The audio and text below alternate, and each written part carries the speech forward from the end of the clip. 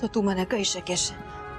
અમ્મા તારી વાત તો સાચી છે, પણ આમ ચૂકી જવું અને મહેનતથી ઊભું કરેલું એમ્પાયર કોઈને આપી દેવું એ બેટા, દુશ્મન જ્યારે શક્તિશાળી હોય ને અને આપણી દુખતી રગ એના હાથમાં હોય ને ત્યારે ઝૂકી જવામાં જ શાણપણ છે। દુશ્મનને હરાવવા અને હંફાવવામાં આપણી શક્તિ અને સમજ બરબાદ કરવા કરતા એ જ શક્તિ ફરી ઊભા થવામાં ન વાપરીએ। પણ મમ્મા હું તારી કોઈ વાત નથી સાંભળવાની। એ લોકોને જે જોઈએ છે ને એ આપણે એમને આપી દઈએ અને આ મુસીબતમાંથી છૂટી જઈએ, જેથી આપણે બધા ફરી એક થઈ જઈએ અને આપણા ઘરનું ખોવાયેલું સુખ શાંતિ ફરી આપણા ઘરમાં પાછું આવી જાય। સાચે મમ્મા આ બધું પોસિબલ છે? હા બેટા, એકદમ શક્ય છે। Thank you mamma, thank you so much. તારી આ વાત સાંભળીને મને એટલું સારું લાગે છે ને। બધું જ સારું થશે। તું બસ મનમાંનો બધો જ ડર કાઢીને શાંતિથી સૂઈ જા।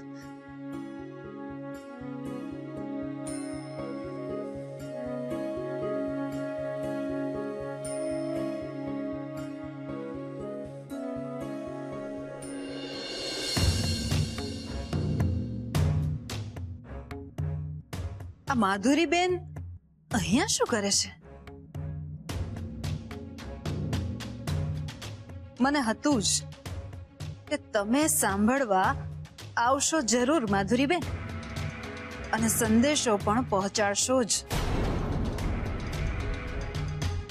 શું થયું માધુરીબેન?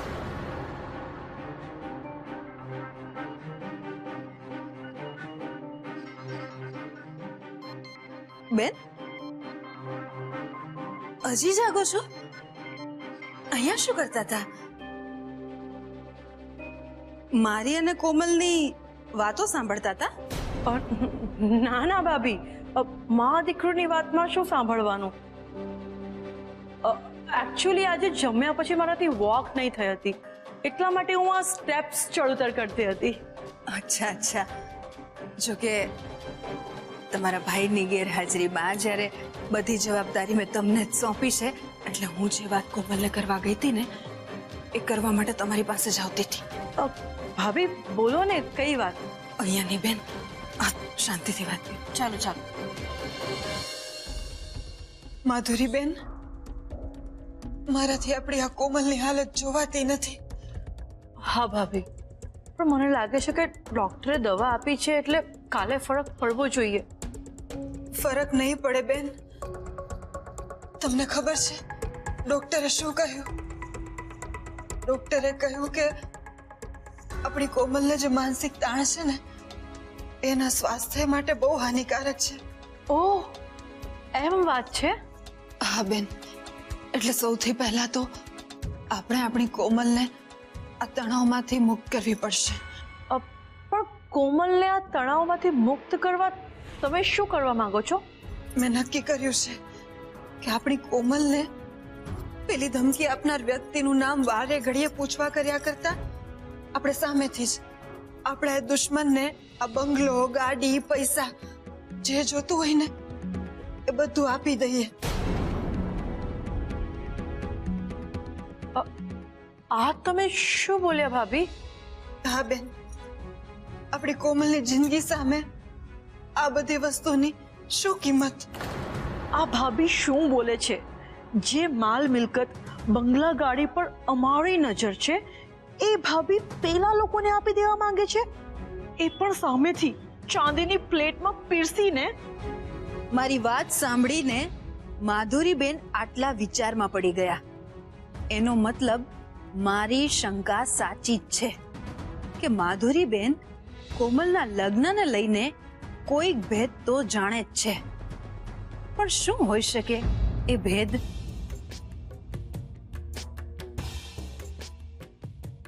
બેન, શું વિચારમાં પડી ગયા? કઈ નહીં। હું શું કહું છું, આપણે ધમકી આપનાર વ્યક્તિ સામે એક શરત તો રાખશું જ કેવી શરત? આપણે એમને કહેશું કે આપણે એ લોકોને જે જોઈએ ને એ બધું જ આપશું. આ બંગલો, ગાડી, પૈસા જે જોતું હોય પણ એના બદલામાં એ આપણી કોમલને આ લગ્નના બંધનમાંથી મુક્ત કરી દે બસ. મને લાગે છે કે બધું આપ્યા પછી જો એ આપણી કોમલને આ બંધનમાંથી મુક્ત કરી દેતા હોય ને તો આપણો સોદો ફાયદામાં રહેશે. બરાબર ને માધુરીબેન? જો હું ભાભીને ના પાડીશ તો એમને મારા ઉપર જ ડાઉટ આવશે. એટલે હા જ પાડ માધુરી. હા ભાભી, બિલકુલ ફાયદામાં રહેશે. પણ તમે આના વિશે ભાઈ સાથે વાત કરી લીધી છે ને? હા બેન, તમારા ભાઈની પરવાનગી વગર તો હું આટલું મોટું પગલું ના જ ભરી શકું ને. પણ તમારા ભાઈએ મને ખાસ કહ્યું છે કે હું જે પણ કંઈ કરું એમાં તમારું મંતવ્ય ખાસ લઈ લઉં. મારું પણ માનવું એ જ છે કે આ પૈસા અને પ્રોપર્ટી કરતાં આપણે કોમલની લાઈફ વધારે પ્રેશિયસ છે. એટલે મને આ તમારું ડિસિઝન મંજૂર છે. બસ તો પછી હવે બહુ જલ્દી આપણી કોમલનો હસતો ચહેરો અને આપણા દુશ્મનનો અસલી ચહેરો આપણા બધાની સામે હશે.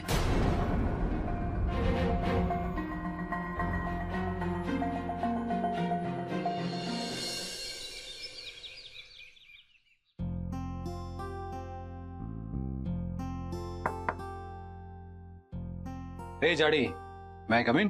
અરે ભાઈ આવ ને.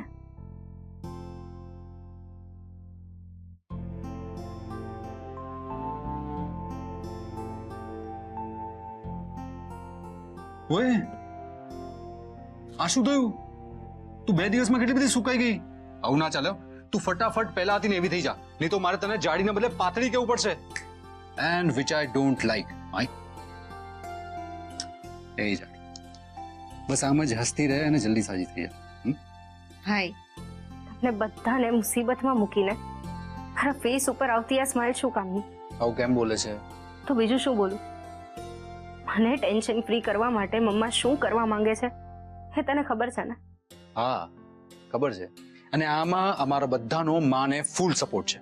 હાય, પપ્પાની પ્રોપર્ટી, બિઝનેસ, ઘર, આ બધામાં તારો પણ શેર છે ને? મારા માટે તું તારો શેર જતો કરવા તૈયાર છે? હા, કારણ કે હું જેના માટે બધું જતું કરી રહ્યો છું ને એ કોઈ રસ્તે ચાલતી અજાણી વ્યક્તિ નહીં, મારી પોતાની નાની સગી બેન છે. અને એ જાડી, હું તારા માટે જેટલું કરું ને એટલું ઓછું છે. પણ ભાભી એમનું શું? એમને પણ આ ડિસિઝન માન્યા છે? ઓફકોર્સ. અને એ તને છે ને મારી નાની બહેન કે એની પોતાની નણંદ નહીં, એ તને એની બેસ્ટ ફ્રેન્ડ માને છે. અને બેસ્ટ ફ્રેન્ડ માટે એ કંઈ પણ છોડવા તૈયાર છે. થેન્ક યુ વેરી મચ ભાઈ.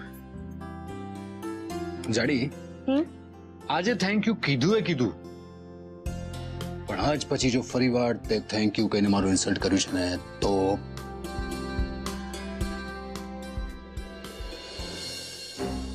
હેલો રાકેશ, મને તો ભાભી પર ગુસ્સો પણ આવે છે અને દયા પણ આવે છે. અરે પણ થયું છે શું એ તો કહે. કોમલને બચાવવા માટે એ મિહિરને બધું આપી દેવા માટે તૈયાર થઈ ગયા છે. હવે ગાંડા વેડા કોઈ કરે કે? ખરેખર એ લોકો આવું કરવાના છે. હા તો ભાભીએ મને કહ્યું છે કે કોમલની લાઈફની સામે પૈસાની વેલ્યુ 0 છે. વોટ? કોકિલા ભાભી આવું કહ્યું? હા તો પણ એમને ક્યાં ખબર છે આપણા માટે કેટલી પૈસાની વેલ્યુ છે તે.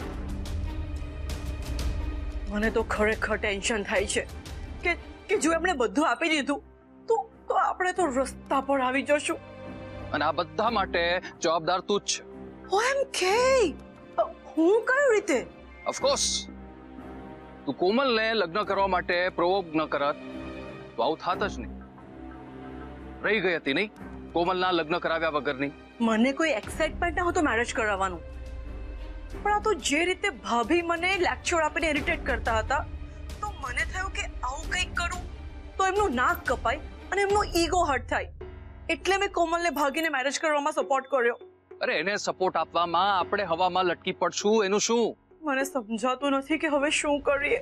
તારો આ જ પ્રોબ્લેમ છે. હંમેશા ન કરવાના કામ કરીને મારા ફેમિલીમાંથી તો આઉટ થયા જ છે, હવે તારા ફેમિલીમાંથી પણ આઉટ થવાનો વારો આવશે. ખાડો ખોદે એ પડે, એ કહેવતને તે સાચી સાબિત કરી બતાવી. ના ના, હું એવું કંઈ નહીં થવા દઉં. આપણા બંનેનો પ્લાન હતો ને આ ઘરમાં કામ માટે સેટલ થવાનો, જેથી ફ્યુચરમાં ભાઈ આપણને પ્રોપર્ટીમાં શેર આપી દે, જેનાથી આપણી બાકીની લાઈફ પ્રોપરલી સ્પેન્ડ થાય.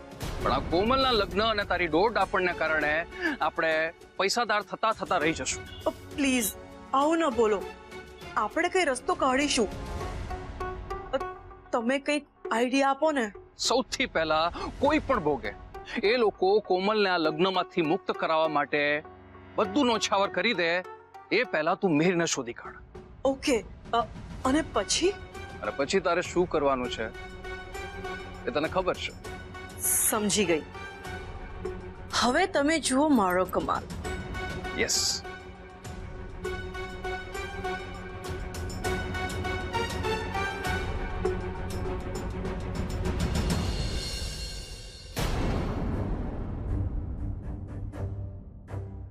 અરે ભાઈ, વાગ્યું તો નથી ને?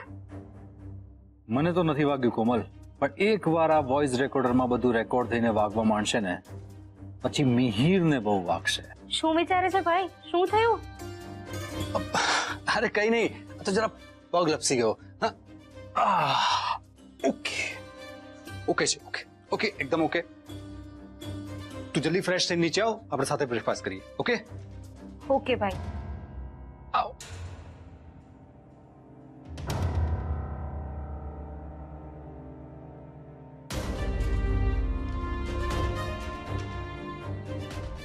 મિહિર કોમલને ફોન કરશે જ, અને એ લોકો વચ્ચે થતી વાત પણ અમારા સુધી પહોંચશે, જેની મદદથી અમને મિહિર સુધી પહોંચવાનો રસ્તો મળી જશે. મારે કોઈ પણ હિસાબે કોમલને મિહિર સુધી પહોંચાડવી જ પડશે, નહીં તો હું રસ્તા પર આવી જઈશ. આપણે સામેથી જ આપણે દુશ્મનને આ બંગલો, ગાડી, પૈસા જે જોતું હોય ને એ બધું આપી દઈએ. ભાભી પણ કમાલ કરે છે. મારે મારા કંગાળ સાસરિયા પાસે પાછા જઈને સ્ટ્રગલ નથી કરવી. મારે લાઈફમાં રિવર્સ નહીં, માત્ર ફોરવર્ડ જ જવું છે.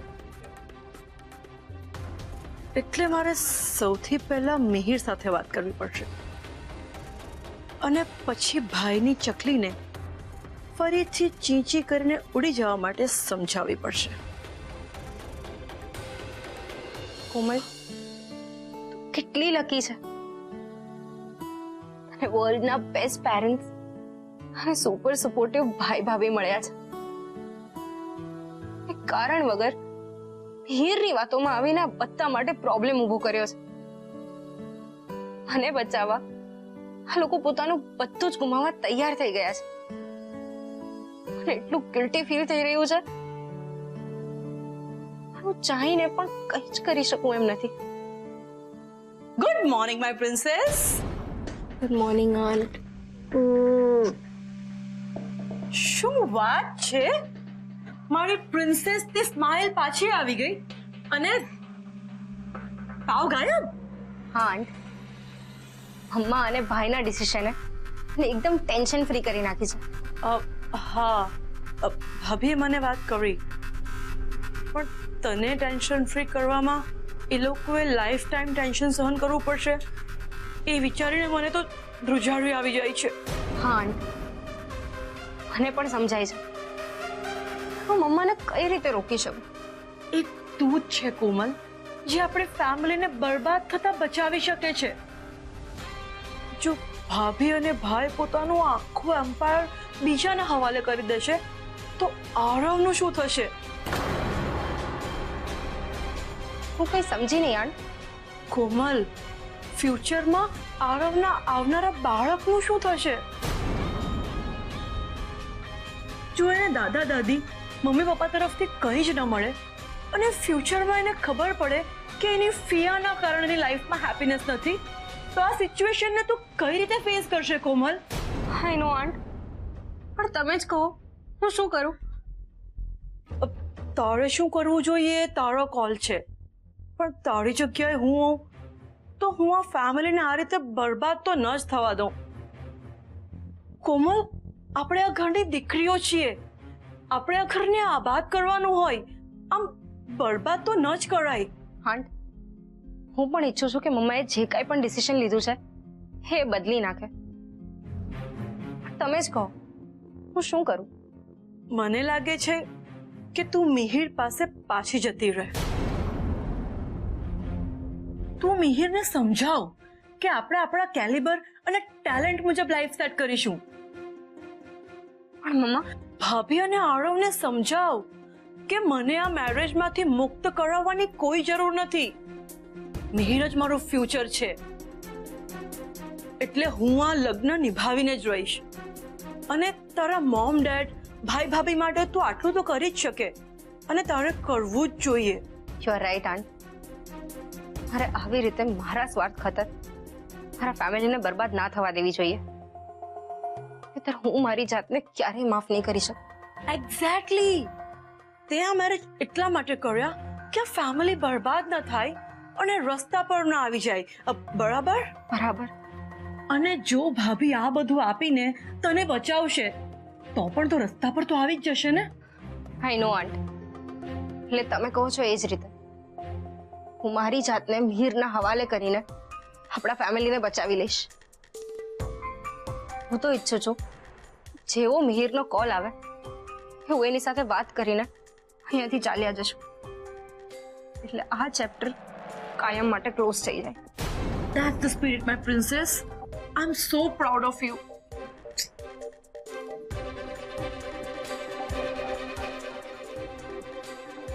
Thank you so much aunt, મને ગાઈડ કરવા માટે. You're always welcome, my baby. Aunt, મિહિરના ફેમિલી વાળાની તો મને નથી ખબર, પણ હા, પણ મિહિર મને પ્રેમ કરે છે એ મારા માટે પૂરતું છે.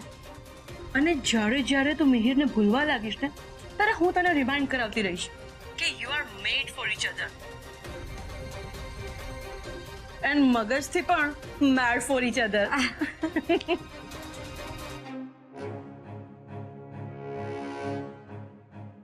મેં મારું અડધું કામ તો કરી નાખ્યું, હવે બાકીનું અડધું કામ કરાવવા મારે મિહિરને કોન્ટેક્ટ કરવો પડશે. માં ફૈબા તો અને જ્યારે તું મિહિરને ભૂલવા લાગીશ ને ત્યારે હું તને રિમાઇન્ડ કરાવતી રહીશ કે you are made for each other and મગજથી પણ મેડ ફોર ઈચ અધર.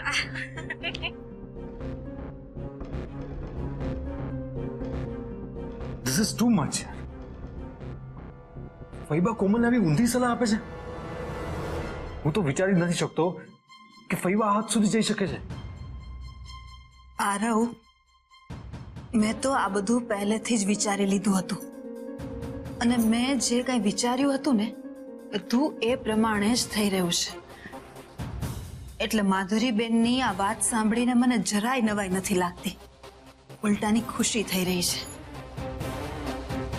આરવ, તીર બરાબર નિશાના પર લાગ્યું છે, એટલે હવે તું જોજે, માધુરીબેન અને કોમલનું આગલું ડગલું જ આપણને આપણા દુશ્મન સુધી પહોંચાડશે.